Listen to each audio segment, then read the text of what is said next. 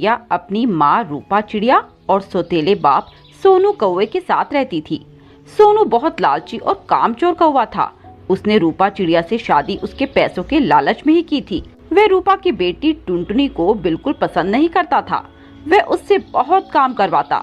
एक दिन की बात है, रूपा अपनी दोस्त कोमल कबूतरी से मिलने बाहर गई हुई थी। तभी वह सोनू कौवा टुनटुनी चिड़िया के पास आता है और उससे कहता है, अरे टुनटुनी चिड़िया, चल मेरे लिए एक गिलास पानी लेकर आ। टुनटुनी अपना होमवर्क कर रही थी, इसीलिए उसे सोनू कौवे की आवाज सुनाई नहीं देती और वह अपने काम में ही लगी रहती है। जब वो सोनू को पानी का गिलास लाकर नहीं देती तो सोनू बहुत गुस्सा हो जाता है और उससे गुस्से में कहता है, तुझे सुनाई नहीं देता क्या? मैं कब से तुझसे पानी लाने के लिए बोल रहा हूँ। माफ कर दीजिए पिताजी, मुझे सुनाई नहीं दिया, मैं अपना होमवर्क कर रही थी। चल चल, ये बहाने मत बना। चल मेरे लिए एक कप चाय बना कर ला, जल्दी कर। पर अभी तो आपने पानी के लिए बोला था। तो मैं चाय नहीं पी सकता क्या? अब मेरा मन पानी पीने का नहीं है, चाय पीने का है।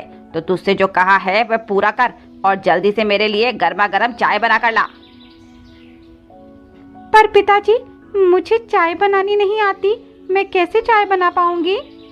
तो चाय बनाने के लिए क्या मैं तेरे स्वर्गवासी बाप को बुला कर लाऊं? चल अब ज्यादा मेरा दिमाग मत खा और मेरे लिए अच्छी सी चाय बना कर ला। सोनू की ये बातें सुनकर टुनटुनी रसोई में चली जाती है और जैसे तैसे सोनू के लिए चाय बनाती है और उसे लाकर देती है। ये लीजिए चाय पिताजी। सोनू वो चाय पीता है और उस चाय का टेस्ट बिल्कुल खराब था, इसीलिए वह चाय टुनटुनी के ऊपर फेंक देता है। ये चाय बनाई है तूने, ले पी ले खुद ही। इतनी बड़ी हो गई पर कुछ काम नहीं आता, एक ढंग की चाय बनानी भी नहीं आती। पता नहीं कब तक इन दोनों माँ बेटी को झेलना पड़ेगा। पिताजी, मेरा चेहरा बहुत जल रहा है, मुझे बहुत दर्द हो रहा है, मुझे डॉक्टर के पास ले चलिए।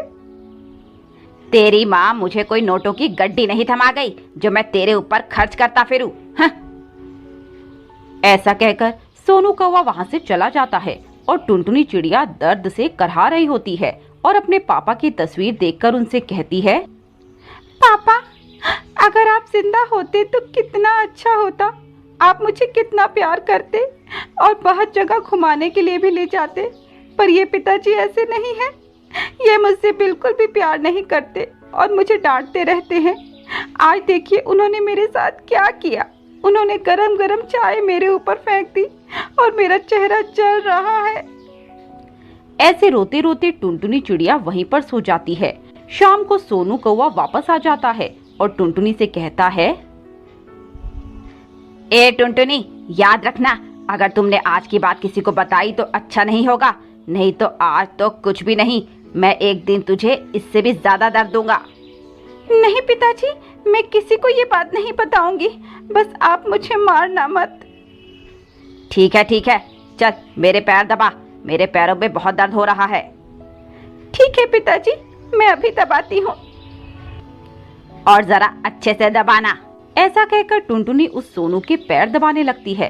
तभी सोनू उससे कहता है, तेरे हाथों में जान नहीं क्या? जरा ढंग से दबा।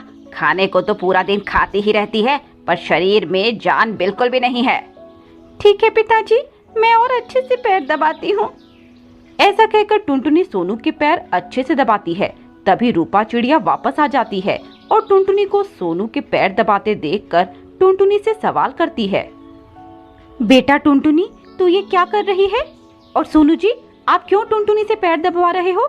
आपको शर्म नहीं आती इतनी छोटी बच्ची से ऐसा काम करवाते हुए? नहीं माँ, इसमें पिताजी का कोई दोष नहीं है।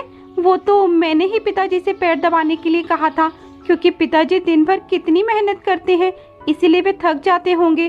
तो क्यों ना मैं उनके पैर दबाकर उनकी कुछ सेवा कर दूं? हाँ रूपा, हाँ, मैं तो टुनटुनी बिटिया को कब से मना कर रहा था पर ये मेरी बात सुन ही नहीं रही थी। फिर मैंने सोचा क्या बच्ची का मन दुखाया जाए, इसीलिए मैंने भी इसकी मांग मान ली। अरे मुझे माफ कीजिएगा, मैंने कुछ गलत ही सोच लिया था। अरे रूपा कोई बात नहीं, बाकी मैं टुनटुनी बिटिया को अपनी जान से ज्यादा चाहता हूँ, एक ही तो बेटी है मेरी। ऐसा कहकर वे सभी खाना खाकर सो जाते हैं। पर आज रात को सोनू को नींद नहीं आ रही थी। वह मन ही मन किसी नए जाल को बुनने में लगा था।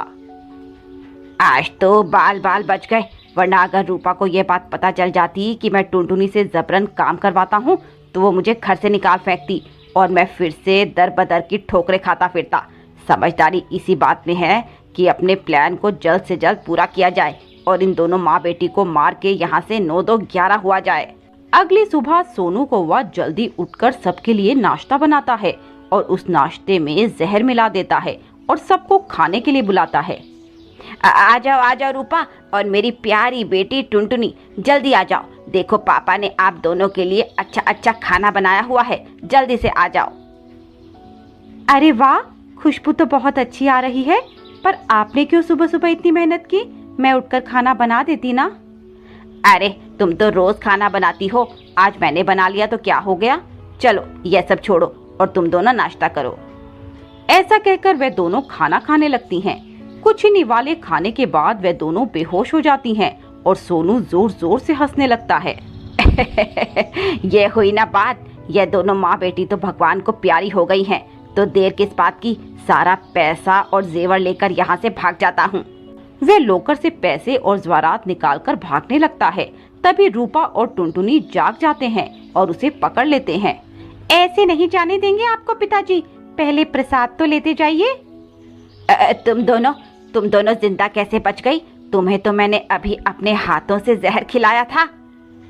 हाँ, मुझे पता है कि तुमने हमें मारने के लिए खाने में जहर मिलाया था और तुम हमें मारना चाहते थे, पर अफसोस ये हो ना सका क्योंकि मैंने तुम्हें पहले ही खाने में जहर मिलाते देख लिया था और उसके बाद मुझे टुनटुनी ने सब सच बता दिया कि कैसे तुम मेरे जाने के बाद उस पर अत्याचार करते हो। तुम्हें शर्म आनी चाहिए सोनू कौवे, मैंने तुम्हें अपना पति माना और अपनी बेटी का बाप, पर तुम विश्वास के लायक ही नहीं हो। हाँ माँ, ये बहुत गंदे पिताजी हैं, मुझे ऐसे पिताजी नहीं चाहिए। के मारकर घर से निकाल देते हैं। जाओ यहाँ से, तुम्हारे जैसे पापी पक्षी के लिए मेरे घर में कोई जगह नहीं है और आइंदा से मुझे अपनी ये गंदी शक्ल मत दिखाना। निकल जाओ यहाँ से।